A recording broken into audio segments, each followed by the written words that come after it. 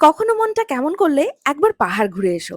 মনটা ভালো হতে বাধ্য। পাহাড়ের সাথে তো রোজ দেখা হয় না, তাই যখনই দেখা হয় আমি একটু সেজেগুজেই পাহাড়ের সাথে দেখা করি। তাই সেদিন যখন পাহাড় ঘুরতে বেরিয়েছিলাম এই ড্রেসটা পরেছিলাম। আর তোমরা তো আমার এই ড্রেসটা ভীষণ পছন্দ করেছো। তবে এই স্কার্ট আর টপ দুটোই কিন্তু আলাদাভাবে আমি মিন্ত্রা থেকে কিনেছি।